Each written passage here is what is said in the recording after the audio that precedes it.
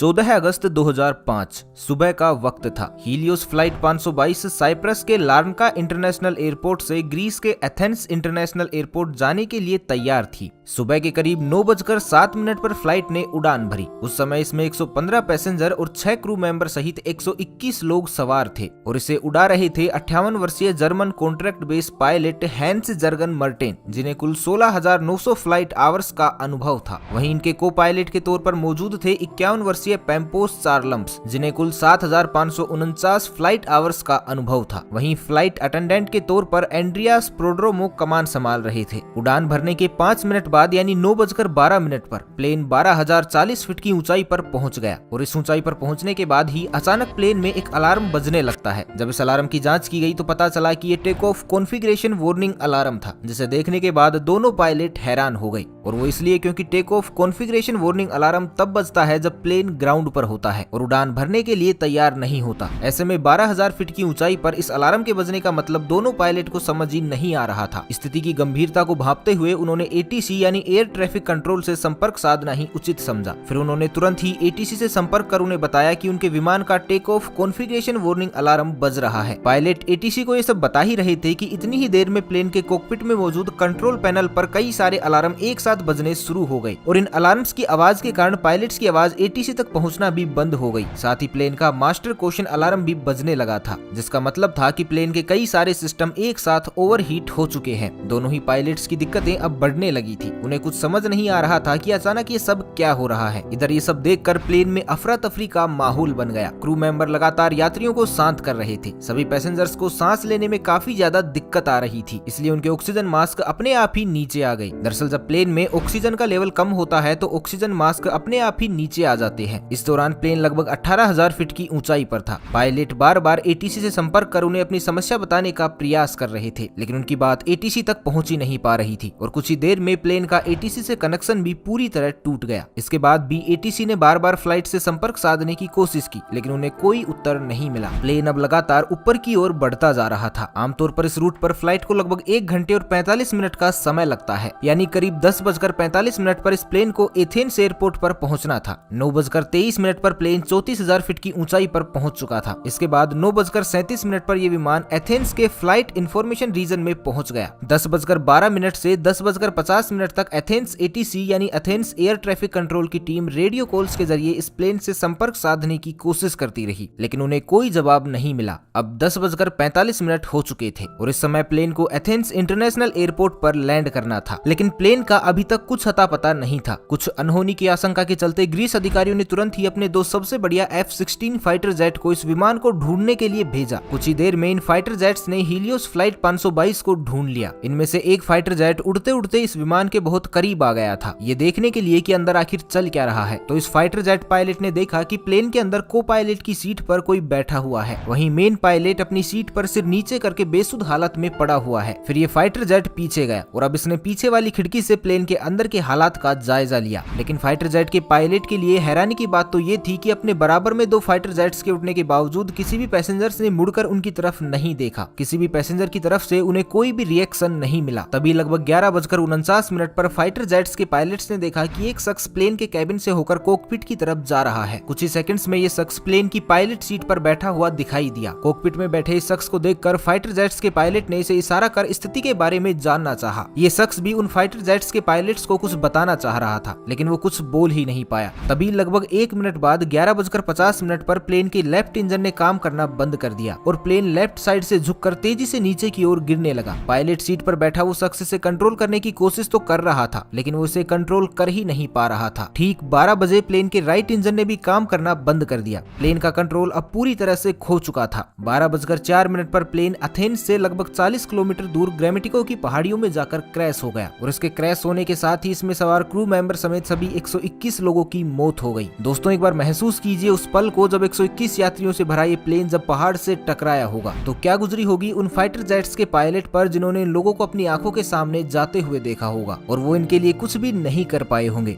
इसके बाद ग्रीस में फ्लाइट 522 के क्रैश होने की खबर सभी जगह आग की तरह फैल गई। तुरंत रेस्क्यू ऑपरेशन चलाया गया। सभी 121 लोगों की डेड बॉडी को एक एक करके ढूंढकर बाहर निकाला जाने लगा। लेकिन जब हादसे में मिली कुछ लोगों की डेड बॉडी की ऑटोप्सी की गई तो एक चौंका देने वाली बात सामने निकल कर आई। दरअसल जहाज में मौजूद ज्यादातर सभी लोग और पायलट्स प्लेन के क्रैश होने से पहले ही मर चुके थे। तो अब यहाँ सबसे बड़ा सवाल ये था कि जब पायलट प्लेन के क्रैश होने से पहले ही मर चुके थे तो लगभग 2 घंटे तक प्लेन का कंट्रोल किसके पास था। तो दोस्तों, हमने वीडियो की शुरुआत में एक व्यक्ति का जिक्र किया था, फ्लाइट अटेंडेंट एंड्रियास प्रोड्रोमो। जी हाँ, वो एंड्रियास प्रोड्रोमो ही थे जिन्होंने अभी तक इस जहाज को संभाले रखा था, क्योंकि अंत में उनकी ही आवाज एटीसी को सुनाई दी थी। एंड्रियास ने करीब 5 बार मेडे मेडे कहकर मदद की गुहार लगाई थी।